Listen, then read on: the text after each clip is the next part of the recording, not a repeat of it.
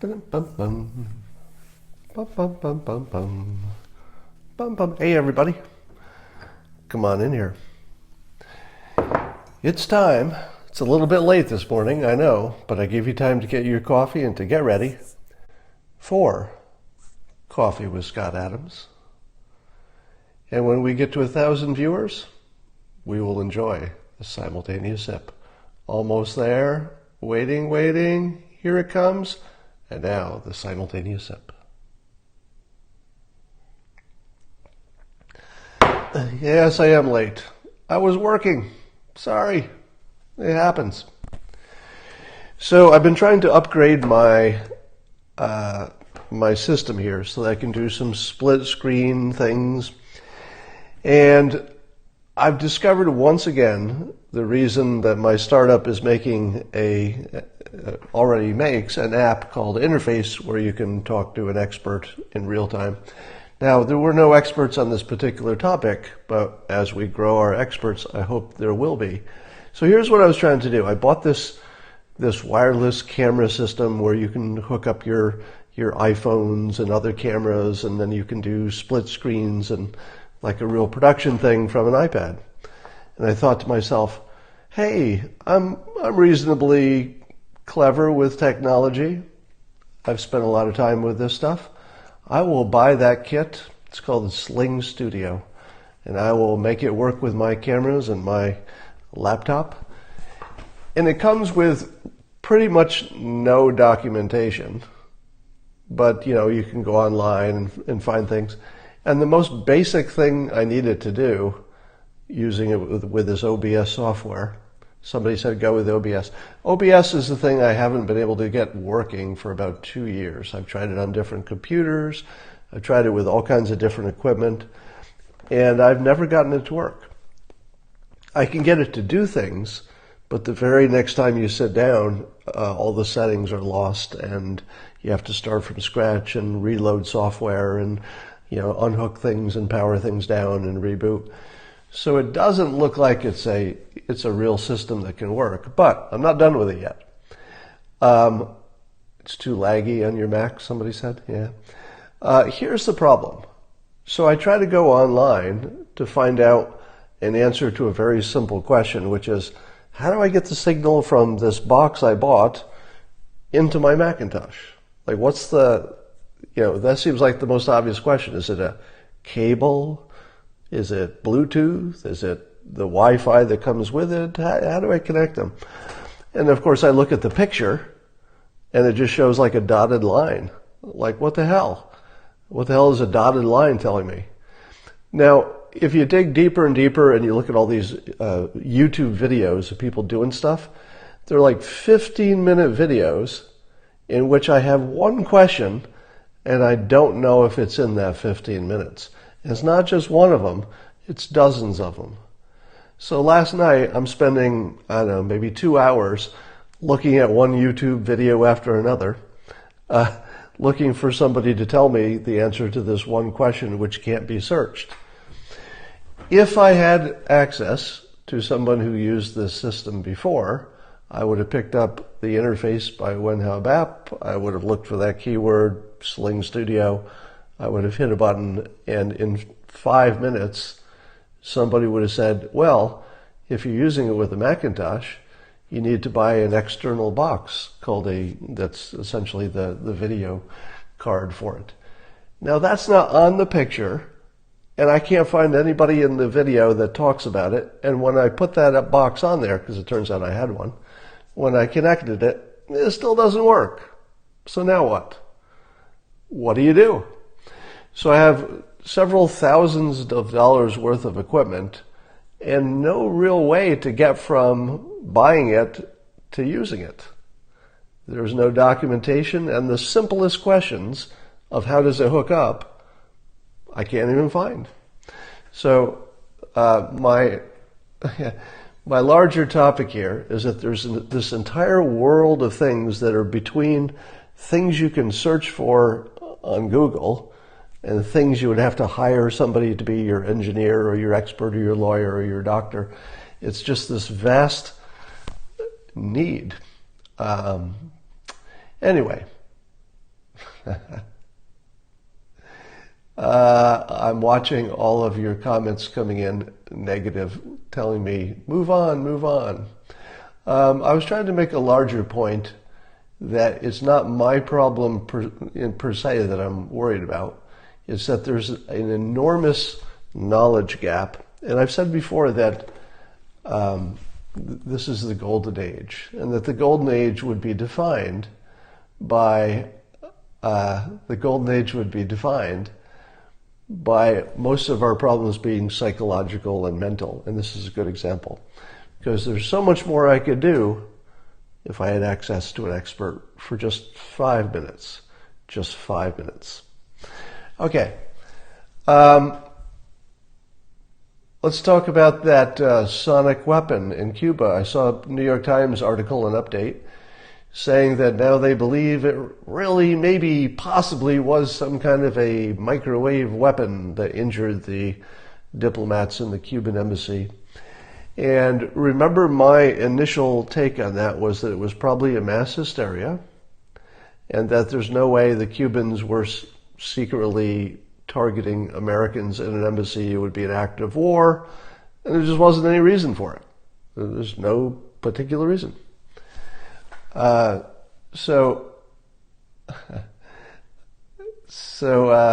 and maybe 5G is the problem, yeah. So, and I was also reading an article that 5G, it was actually a Dvorak article, that 5G might be kind of unhealthy. Has anybody heard that before? Apparently there's something about the spectrum or the vibration that 5G makes that could be unhealthy. So, you could make a weapon out of this stuff. That part, I think, is certain. But here's my updated theory on what happened to the diplomats.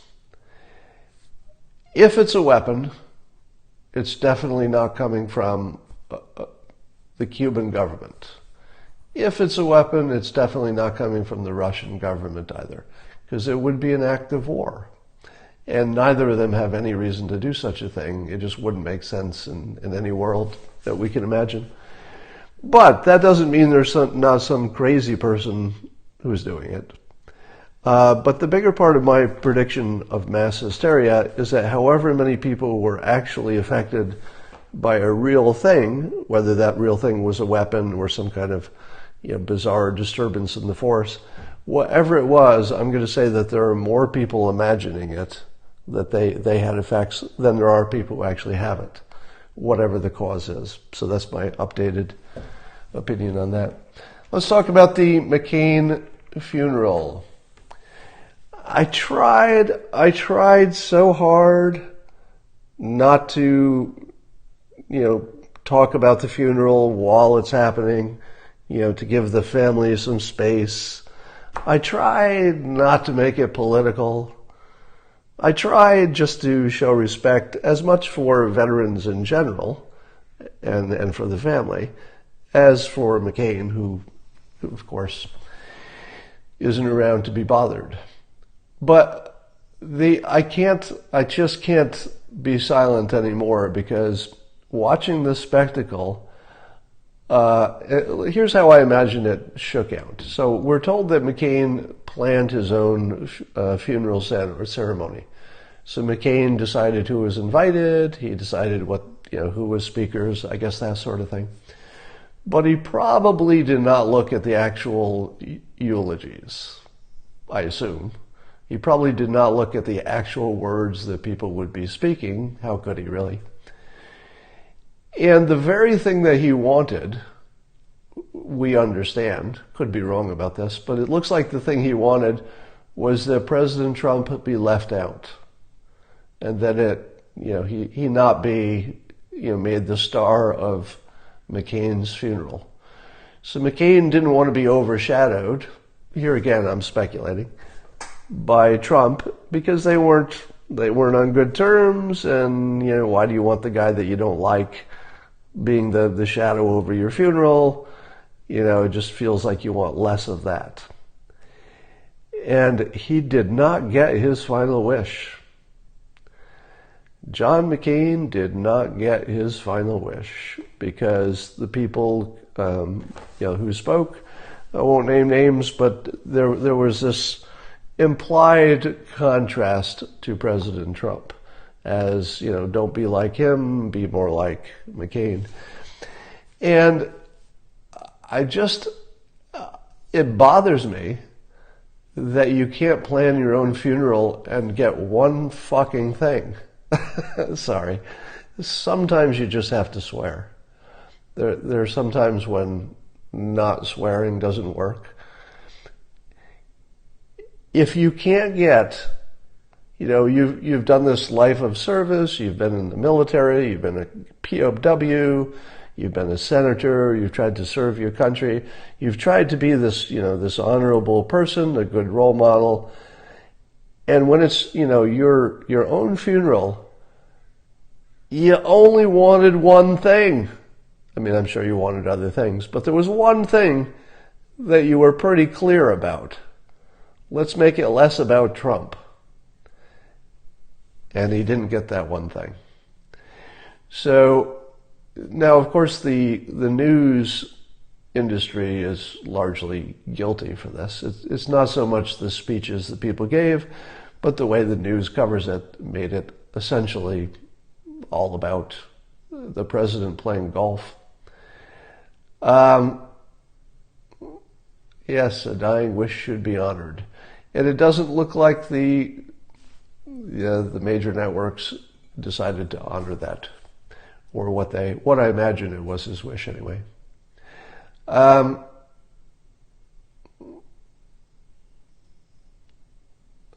was Palin excluded? I'm not too interested in the Sarah Palin question. Because, again, if you're dying, you get to pick who was close to you, who mattered. And even though they had a work association, probably it wasn't that close after that. Just guessing. So I don't think we should second guess why he did or not. In fact, I would go further. We should not second guess why he did or did not invite anyone. It just shouldn't be our issue. It was his show. He got to invite anybody he wanted for any reason he wanted. There is no more asking questions about that. All right. There was a touching scene some of you saw in which President Bush 43, shared some candy with Michelle Obama as they were sitting in the funeral front row there. And it was just sort of a cute moment. But I felt like even that was about President Trump. And maybe that's just me. But it seems to me that, the reason that they would show that little clip over and over again is to show, hey, look, even President Bush 43 was good friends with Michelle Obama, and why can't other presidents be like that? So it felt like even the smallest moment, which really was about a candy, it was about a piece of candy. It feels like the way it was reported was almost to make it about President Trump. Now maybe I'm reading too much into it, but that's that feeling that's over everything right now. All right. And that's a lot of funeraling. I think we're funeraled out for the weekend anyway.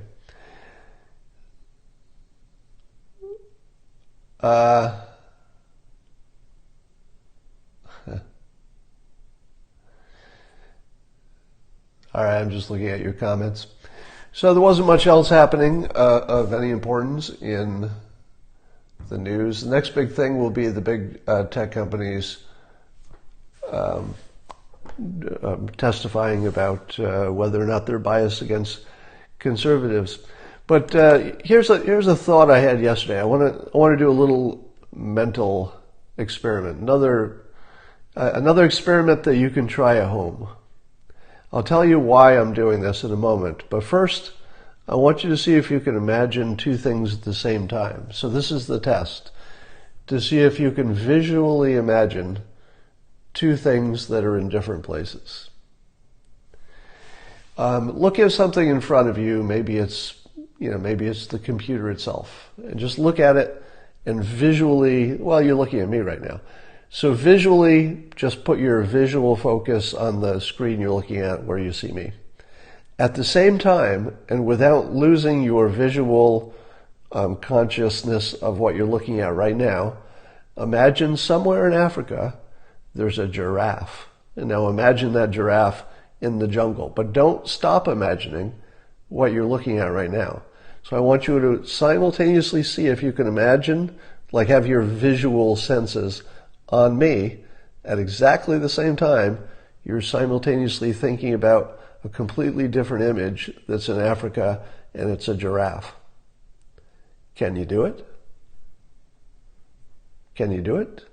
And if you can do it, do you feel like you're holding both thoughts simultaneously, or does it feel like you're rapidly switching between them?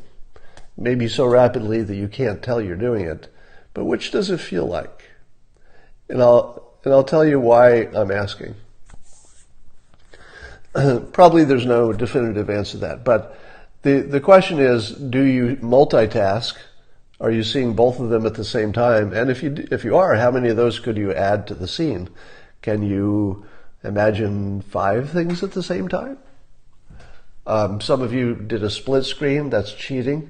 Some of you did a little mental trick where you split the screen of your imagination and put the giraffe here and me on the other side, which is very smart, by the way. And I don't know how, it makes you wonder how primitive people would have done this.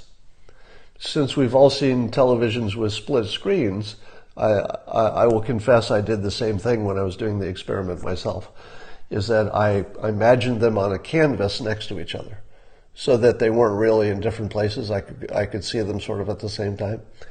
But here's where I'm going on this. It seems to me that one of the biggest changes in humanity is coming, and it's integrating computer memory with human memory. Now, in a sense, we've already done that because our devices have memory, and we can offload things we don't want to remember, like phone numbers and all kinds of stuff.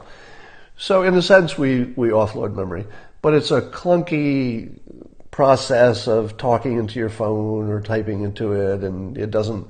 If you want to recover something, you've got to type it in and everything. Whereas your actual brain is retrieving things automatically, like almost instantly and automatically.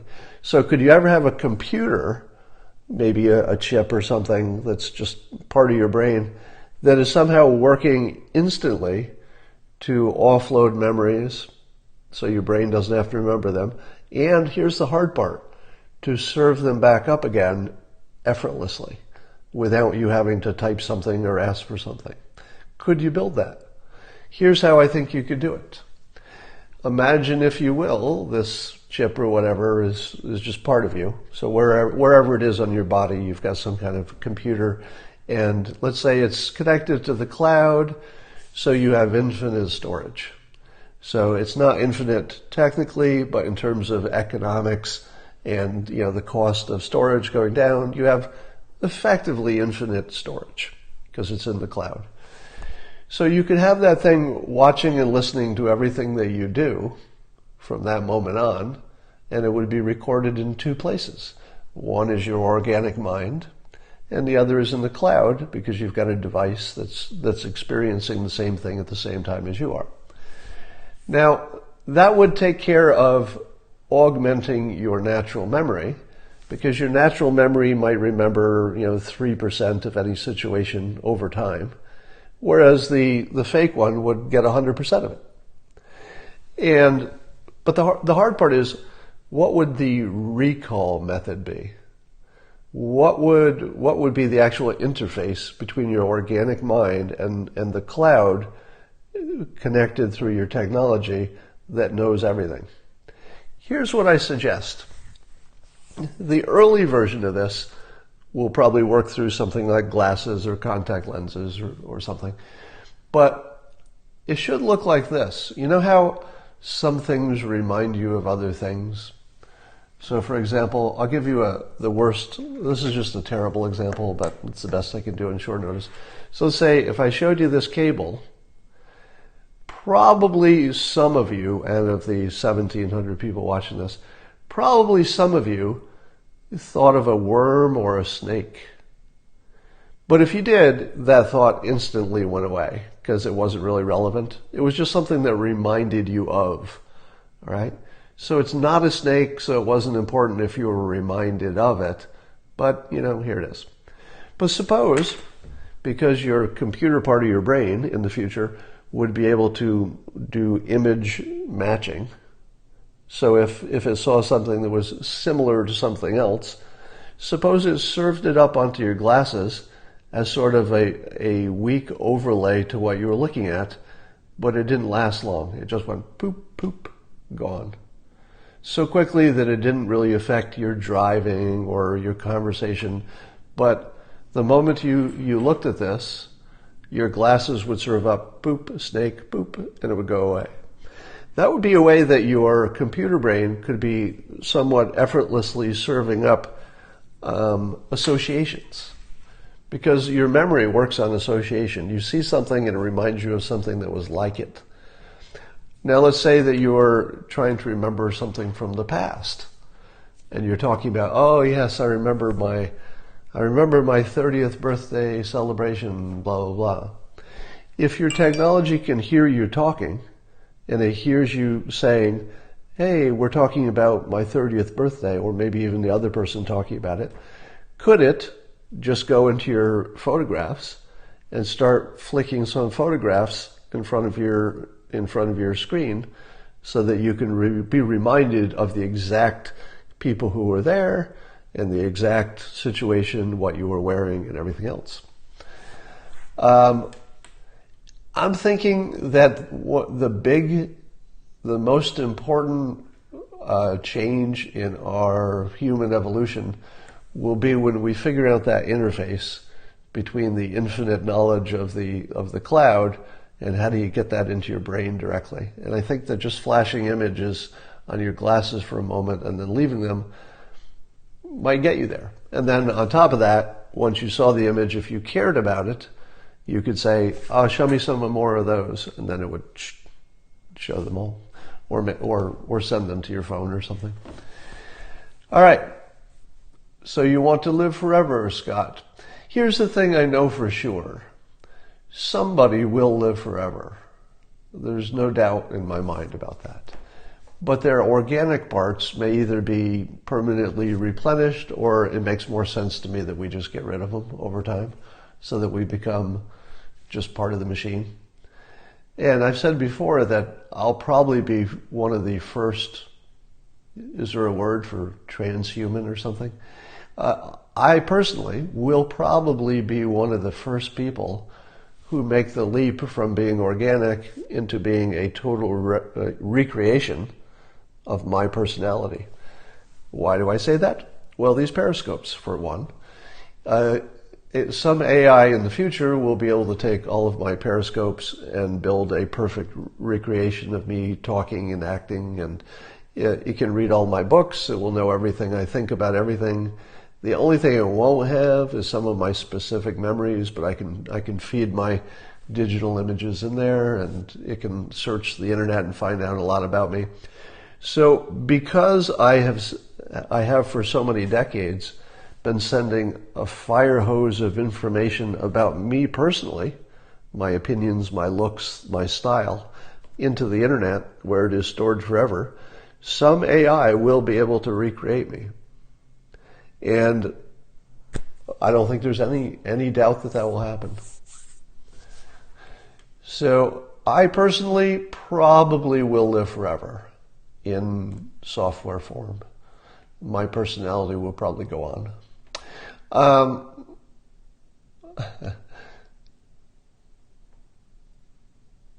Will that version have hair? Probably not.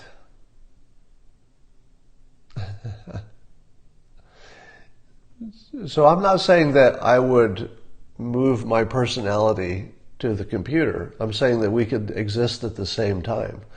So you could recreate me while I'm still alive, and I could actually, I could debug it.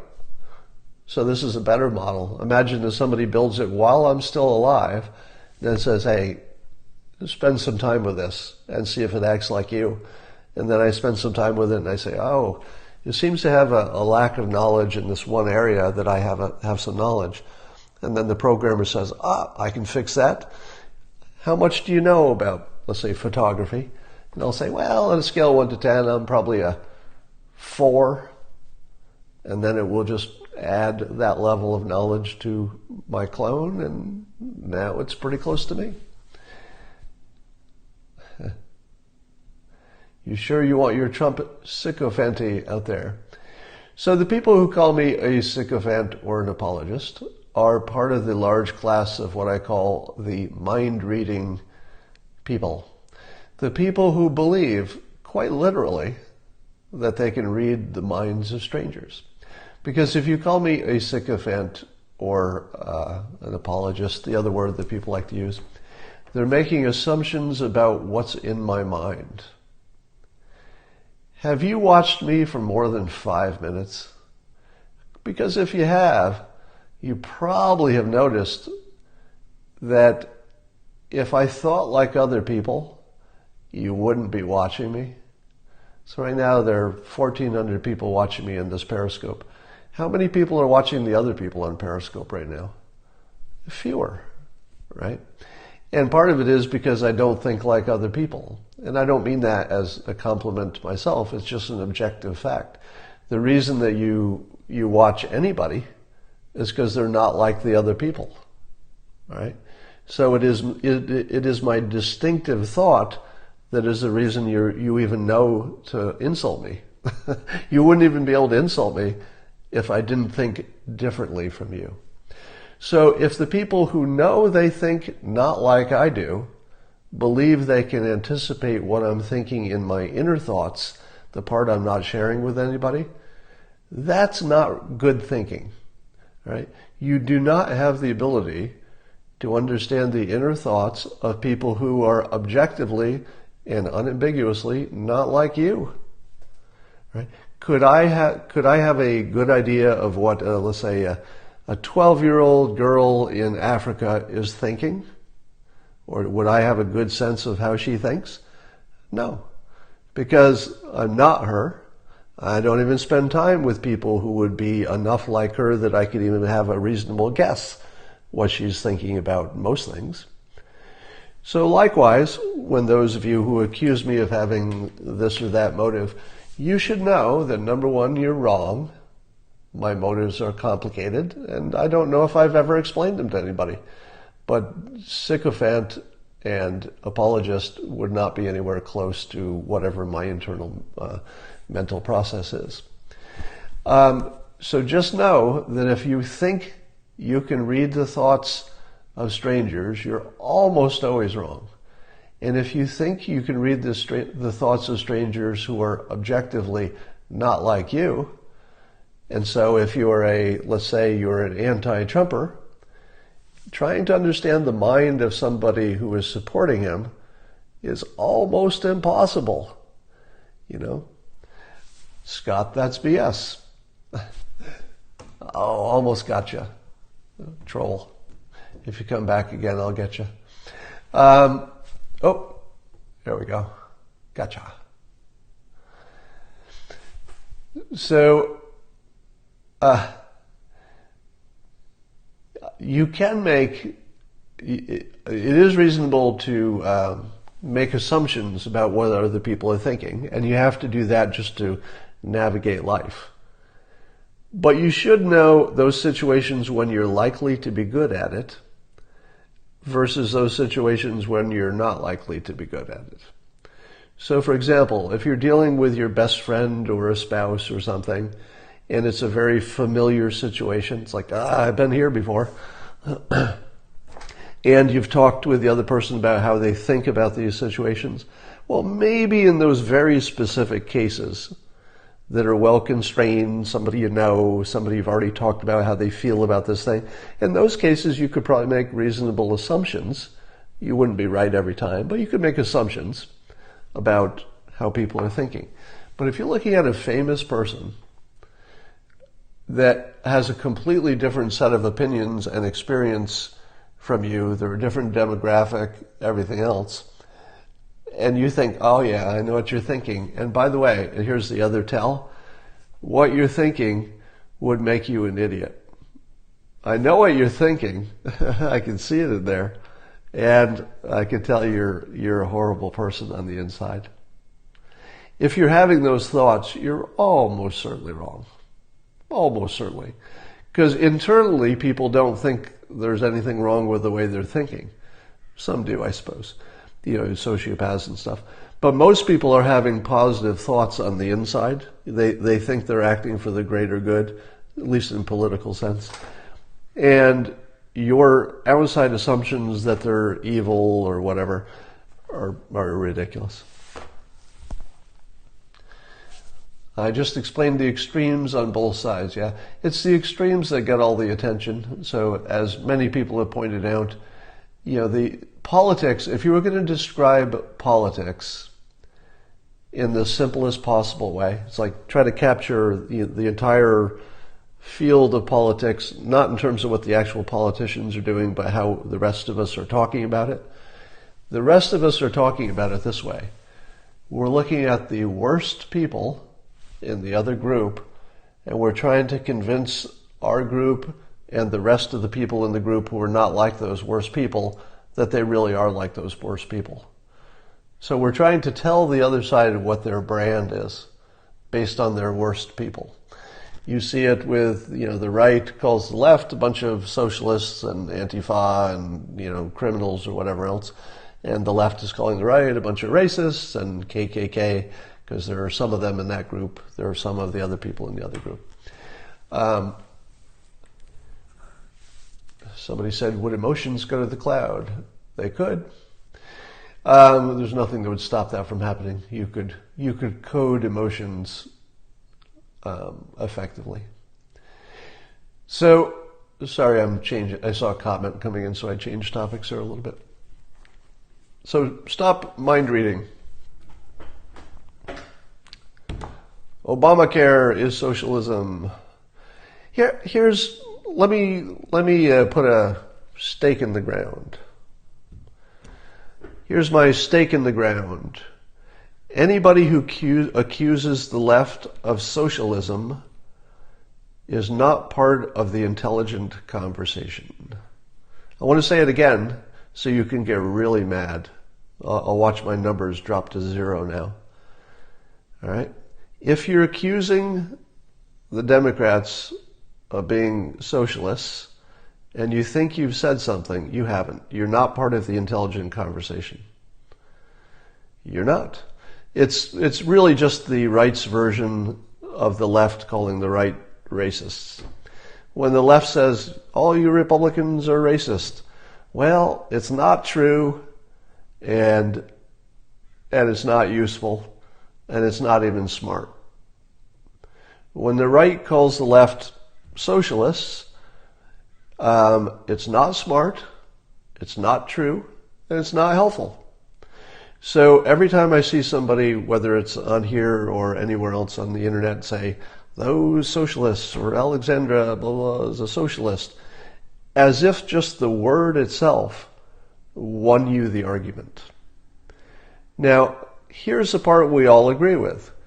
Full socialism hasn't worked and, probably can't work. So trying to equate the little bit of sharing socialism, shared burden that some people think would be a good idea, and I'm not saying it is a good idea, but trying to equate that with socialism, like the full-on socialism, is just not good thinking. It's not good thinking, it's not useful, it's not persuasive, except to your own team who are being bamboozled by your overuse of the word. So there are a number of things which the country does which are socialist in nature a little bit.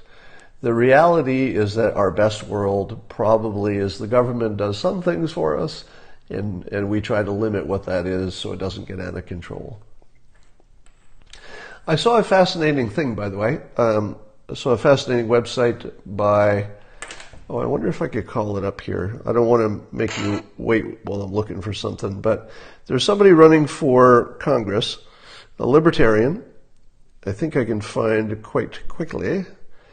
Martin Cowan for Congress. And I'm going to give a little shout out to his website, and I'll tell you why. It has to do with healthcare. So Martin Cowan for Congress, Georgia 13th. And I'm not endorsing him. I'm not non-endorsing him. I'm just saying that he's got a website. He's running for Congress. He's a libertarian, and he's got a number of topics on his website that one of them, healthcare in particular, was super interesting. Now, his argument is that the government and its rules, essentially, have made it impossible to lower healthcare costs, and he has a bunch of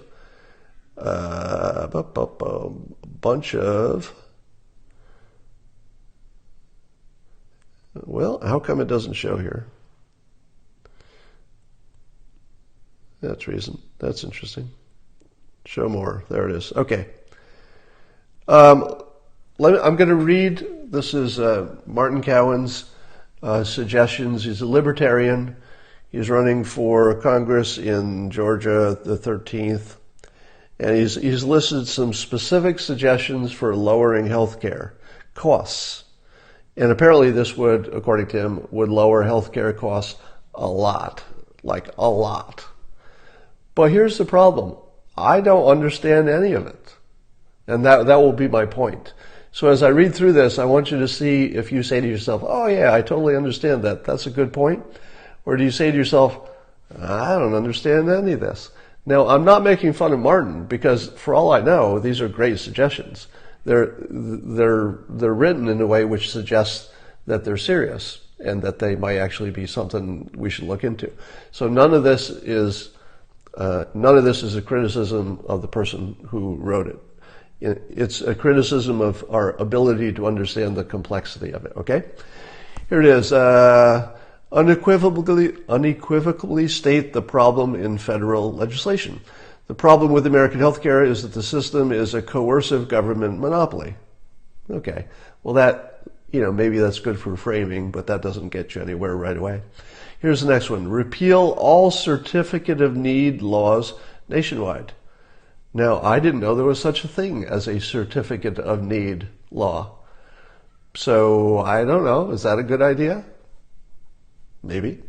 Here's another one. Stop all government funding of MD residencies. What? So apparently the residency for doctors, people who are in residency, have government funding, and why is that good? Does it limit the number of doctors? Is it anti-competitive? I don't really know the point. I'm not saying there's no point, and I'm not saying this isn't smart. I'm saying it's smarter than I am because I don't understand it.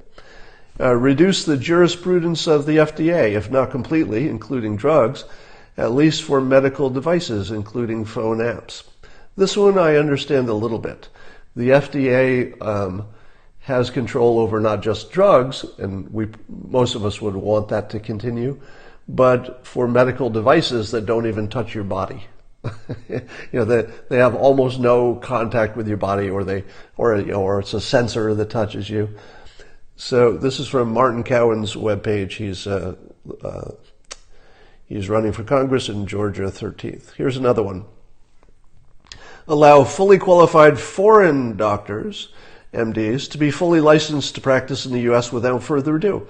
Allow open immigration for all foreign doctors on condition that they agree to practice medicine for at least 5 years upon entry. Now, on the surface, I don't know. Is that a good idea? I don't know. But it's interesting. I can't tell if it's a good idea. Repeal all healthcare subsidies through the VA, Medicare, and Medicaid. I have no idea if that's a good idea or even really what it means.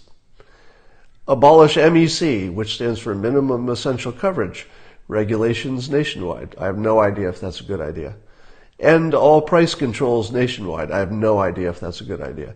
Allow purchase of prescription drugs from anywhere worldwide. I don't understand why we can't do that. Is it legal? Is it for safety? I have no idea. Repeal the tax deductibility of employer-provided health insurance. Well, that's probably something you could do if you do all the other changes as well. But I don't know. What's the plus and minus of that? Repeal all laws requiring mandatory vaccinations worldwide. Okay, I'm not on board with that one, but I'd listen to his argument. Repeal liability immunity laws protecting pharmaceutical companies from product liability and abolish the federal vaccine court. No idea. I have no idea if that's a good idea or a bad idea. But I'm pro-vaccine until proven otherwise. I mean, I could be talked out of it, but at the moment I'm pro-vaccine. Completely separate welfare healthcare from private healthcare, health insurance under a pure libertarian system, blah, blah. I have no idea if that's a good idea. So here's the problem with all of these suggestions is that you and I really can't evaluate them because we don't know what we don't know. So I could maybe understand what the argument is, but I wouldn't understand and I wouldn't have any way of knowing what would an expert who disagreed with him say about it. Every time you see one side of a debate, you're not seeing anything if it's a complicated situation. It's the same with climate change. If you see either side, the skeptics or the pro-climate warming is a big problem and humans caused it side, whichever side you see, if you see them in isolation, it's useless. We believe it's useful because we fool ourselves into thinking we understand it. But we don't. We do not understand it because you're not hearing the other side, or even if there isn't one. You're not even hearing if there isn't another side. That alone is a big problem.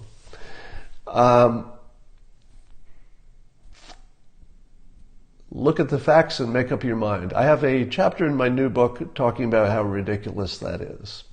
So somebody said, essentially do the research yourself, look at the facts and make up your mind. That's not a thing. That's a pure illusion. It is pure illusion to think that non-experts can analyze an expert field that even the experts can only master parts of and then come to an opinion based on your own research. Now, I'm not saying you wouldn't get the right answer, because some of these are yes, no, and some people are going to come up with yes, and some are going to come up with no. So some of the people are going to get the right answer. And if later somehow it was proven that there was a right answer, those people would say, see, I did my own research. I got the right answer. Why can't everybody do that? Well, the obvious answer is that there were a lot of people who did their own research and came to an opposite conclusion. Thus, doing your own research on these complicated topics is just random. You're doing nothing but, finding a position you're comfortable with and then probably talking yourself into it. But it is not rational for the complicated topics to say do your own research. Can't get there. There's an ABC poll about black support for Trump at 3%. I didn't see that, but there is definitely something going on with the polls about black support for President Trump. There's something going on. So, if you're seeing the 3% and the 30% or whatever, they're not both right. They could both be wrong, but they're definitely not both right. And I think at this point, Black America has completely screwed itself by siding with people outside the country. If you could, I'm laughing because it's so horrible, not because it's funny. I have a bad habit of laughing at things that are just beyond terrible. And what's beyond terrible is that this president has made it as clear as you could possibly make it that if you're American, you're on his team, and if you're not American, you're on the other team.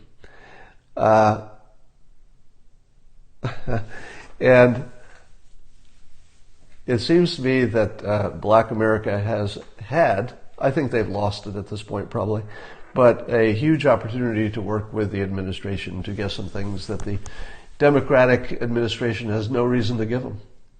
You know, the Democrats have the vote. Oh, and by the way, let me say something else that will probably get me in trouble.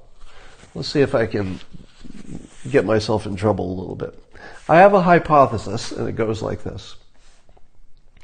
That prior to Obama running for office, there was a lot more crossing boundaries in terms of ethnicity, meaning that there were more black people willing to vote for a white candidate, and vice versa. In other words, that people were thinking, okay, I just want to vote for the qualified person. But when Obama got, what was it, 95% of the black vote? What is the actual number? Somebody do the fact checking on me. What percentage of the black vote did Obama get? Was it 95% or somewhere in that neighborhood? I think that 96%, somebody's saying. I wonder if that destroyed democracy. Because let me just ask you this, so I won't be talking for myself here, I'll put this in terms of a question to you. If you were white and you saw that 96% of black voters voted the same way, how did that make you feel? Did it make you feel like you needed to vote for the white candidate next time, no matter how bad he was? Did it make you feel that the old version of voting for who was the best candidate, who would do the best job for the whole melting pot, did it make you feel that model just broke? Because with 96% going for the person who looks like them, I think that changed other people who said, it's okay now just to vote for your ethnicity? When did that become okay? Well, if it's okay, it's okay. I think a lot of people, my guess is that Obama made Trump possible. I believe that there were probably a lot of people who just said, I'm just going to vote for the one who looks like me. I wonder about the unintended backlash of that. Now, I was, if you didn't already know this, I was pro-Obama. I was happy that he got elected, and I've said that he did a solid job as president. I know that's a very unpopular thing to say here. And I was glad that he got elected in large part because I thought that it was just time. The way everybody else thought the same thing. It's just time. You need to get somebody in there who's not just a generic white guy because the country needs to move forward, get past this, etc. But I think it might have had the opposite effect. It might have actually pulled people apart, which certainly wasn't what I had in mind. I thought it would do the opposite. I thought it would bring people together. But the other thing it did, and this is another unintended consequence, is that the government can't do that much for people.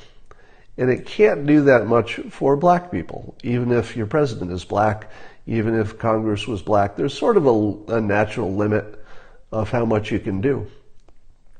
And so that was a setup for the situation that the black population would think that Obama didn't do enough. So you get this weird situation where there's nearly a solid block of voters for the group that has no interest and no advantage in helping the group that voted for them, because they have their vote. I've said this before, right? That if you know you're going to get the black vote, and Democrats do, if you know you got their vote, why would you do anything for them? Politics doesn't work that way. You have to do something for people to get them to vote. Now, the Democrats, you could argue, got there the honest way through LBJ and civil rights and stuff. So the Democrats have earned the black vote. I think that would be a fair perspective. But what have they done lately? Is it enough? I would say that the black community, at least people I've talked to, would tell you, well, we really were expecting more. But if you expected more and you vote again, 96%, and I think that will happen, for the side that didn't give you anything lately, are they going to give you something? It wouldn't be rational.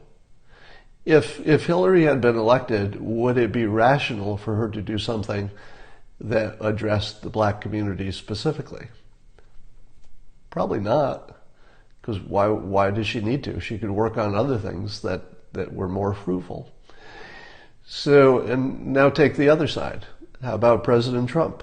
Does he have an incentive to do something that would be unambiguously good for the black community?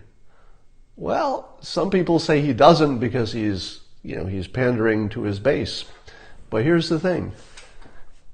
Is the base going to leave President Trump because he did something like prison reform that was good for everybody? It just happens to affect African American citizens more? No, prison reform is probably just a good thing if it integrates people back into society and makes them productive. What about any work with the inner cities? What about anything that helps urban areas? Does anybody think that's a bad idea? No, because the country's better if we help those areas. So the president has a pretty good incentive to do things that would be good for the black community, but the black community is not willing to work with him in big enough numbers to make that really successful. There are plenty of black supporters of this president in absolute numbers, but in terms of percentages, it's still way low. Are you naive, Scott? Every red state has a huge profit for prison. I'm not sure how that exactly is counter to what I'm saying, because I've never heard anybody who based their vote on what was good for the private prison industry. I don't think people base votes on that. And there is a prison reform bill that Jared Kushner's folks are trying to get through that would help retrain people and let them out early with credits for retraining and stuff. And that seems to be counter to what would be good for the private prison situation. Maybe not. Maybe the private prisons would be performing the extra services, so I don't know how that works. All right. How does Trump solve the problem? I don't know. I've got a feeling that I think the media has rendered this unsolvable. The only way that opinions are going to change is if CNN, MSNBC, and the big tech companies decide to change those opinions. As I've said before, we don't live in a world where people form opinions independently. We're social creatures. We're influenced by lots of things. And our opinions are mostly assigned to us by the media that we choose to watch. So the people who are watching left-leaning media adopt left-leaning opinions eventually, even if they didn't start that way.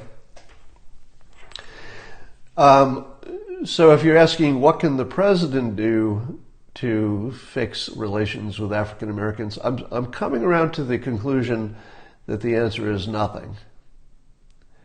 Because the only group that could fix that would be the media, and the media has an extraordinarily strong interest in keeping it broken. So if you were black and you knew that you don't have a chance of fixing things because the media isn't going to allow that to happen, I wouldn't be very happy about it. But it's your own media. It's your preferred source of media that is keeping the situation bad. Here's a little thought experiment. Suppose, let's say the media that is typically anti-Trump decided to run some stories saying positive things about black unemployment, and let's say, not counting Fox News, right? Let's say that the CNNs, MSNBCs of the world start running stories about black unemployment being great, about the vocational training stuff that the administration's doing, about that helping the African American community. Let's say they do stories about, the blight removal projects, which are not directly the administration, but they're things that are good for the black community in particular. Let's say they just started focusing on some of the good things, and like prison reform. Or suppose they did that, what would happen?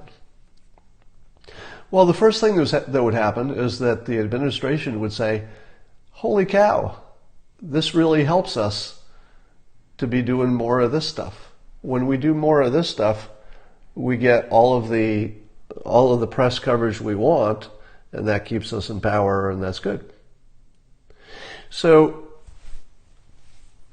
in my view of the world, the press determines what the public is worked up about, for the most part, and the press has decided to keep the public worked up about racism because it works. Now, here's a question that only just now occurred to me. If you were on the left and your biggest issue was the courts, and specifically your biggest issue was, let's say, reproductive rights. And let's say, you're an anti-Trumper, but really it's the courts and it's the reproductive rights in particular. Those are the things, and maybe gay rights. Those are the things you really, really care about. Would you want this administration to fix racial relations? Here's the problem. It wouldn't work in your favor if your main interests were those other things, the courts. Because if the president did well by the various groups who are not voting for him, if let's say he did something great for the Hispanic community, for the black community, and it was obvious and it was clear and everybody agreed, yeah, that's pretty good, they might vote for him. And then your courts are not going to give you the courts that you want if you're on the left. So the left has a problem, which is fixing racism would be literally the worst thing they could do. Think about that. In order for the people on the left, the white people on the left, let me make this even more provocative. In order for the white people on the left to get what they want most, because the white people on the left are not personally being discriminated against, but they might personally need an abortion. So my guess is that the white people on the left care about the courts a lot. They care about racism too. I think that's genuine. But they probably care more about the courts. And if that's the case, they don't want racism fixed under this administration because they want this administration to end of there as quickly as possible. And the racism claim is the strongest play. So, the black voters have been pushed into a horrible corner in which the situation has been created in which neither side has any reason to help them. Because if the president did something genuinely good that was just, unambiguously good for the black community, he would probably only do something that was good for low-income people. Maybe it just helped the black community more. Would the press give him credit for that? I don't think there's any chance. So the press has removed this administration's incentive to really fix the problem or to even address it in an aggressive way. It just wouldn't work. Anything they do is going to be characterized as, well, just more racism. And the left has no reason to help the black community because they already have their vote. And it's better off to keep this racial animus going because it might help them get the courts that they want eventually. So that is a terrible, terrible place to be if you are in the black community. Now, one of the things that I like about working on the Blight Authority is that we can do our thing independent of Democrats and Republicans. So, I'm neither a Democrat nor a Republican. So if I can make a difference in the black community, it just sort of has to be extra government. We'd love for the government to be helpful at some point, whether it's this government or a future government. That would be great. But as soon as you get into the politics of it, the politics makes it hard to help. You almost have to do it as private citizens. And somebody's saying, Scott, why am I so invested in racism? A number of reasons. If you've watched me long enough, you know that I'm invested in a number of things.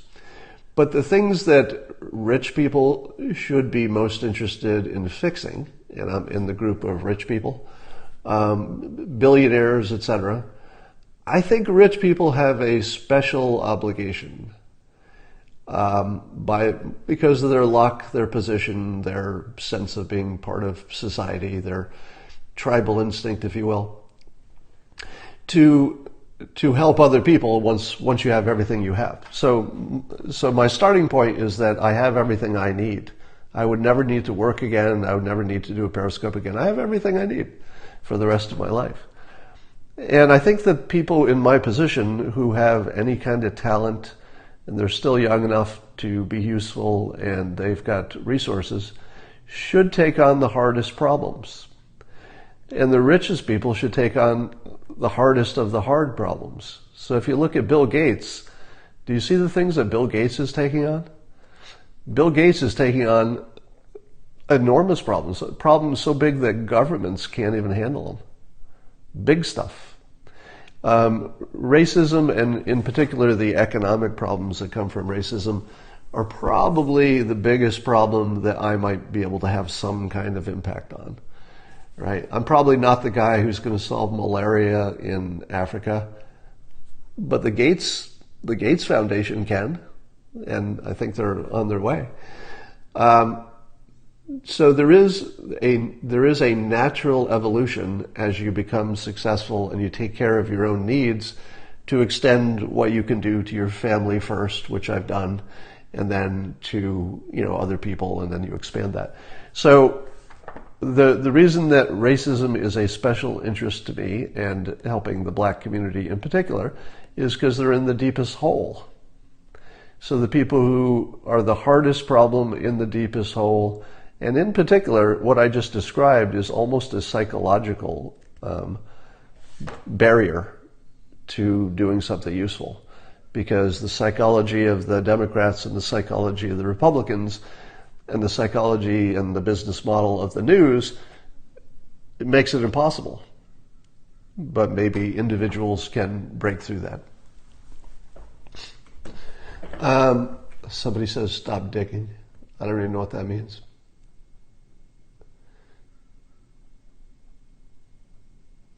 If you do not get into the trenches, you do not understand. Well, how would you know how much of a trench I've been in? How do you know who I've talked to? It's a good general statement, but don't assume that about me.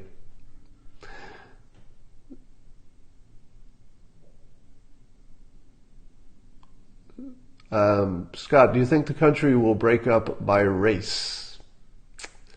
Depends on the media. The media is walking a fine line right now.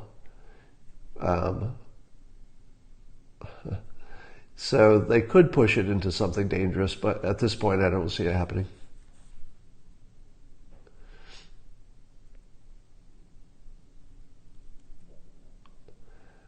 All right, I think I've said enough. I'm going to go do some other work now. Thanks for joining me. Bye for now.